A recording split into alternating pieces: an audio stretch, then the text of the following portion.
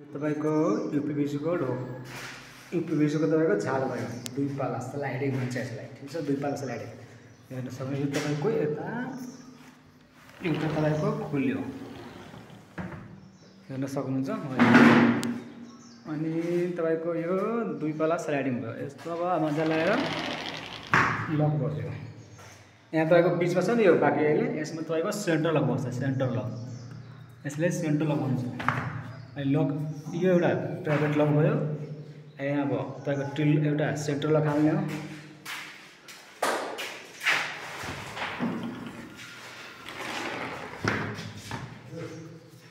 अनि यसपछि तपाईको सेम त्यस्तै हो हेर्न सक्नुहुन्छ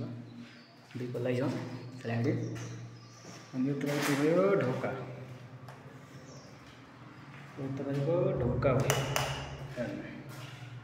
बल्ल बन्द भयो ढोका यो तपाईको यूपीवीसी को वाटर प्रूफ भयो ढोका अब यो ढोका तपाईको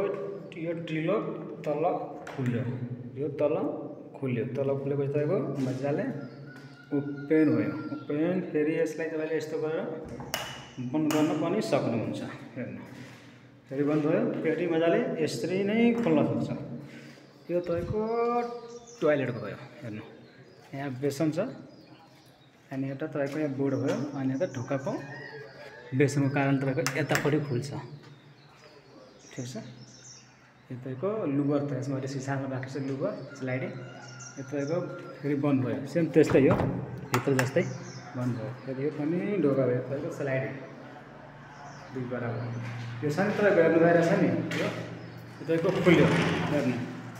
तपाईँको बल्ल खुल्यो फेरि यो तपाईँलाई बन्द गर्न पनि सक्नुहुन्छ दुई पल्लाको त्यसरी अहिले यसमा पनि लक बसेको छैन यो तपाईको यसको लक भयो बिचको यसमा सेन्टर लक बस्छ सेम त्यस्तै हो अहिले काम बाँकी नै छ घर पनि पेन्ट भइरहेछ आजै हेर्नु अहिले कामसाम बाँकी नै छ सबै स्लाइडिङ लाइन सबै सेफ्टी सेफ्टी सबै बाँकी नै छ अहिले बाँकी छ माथि गयो दुई तलाको हो तपाईँलाई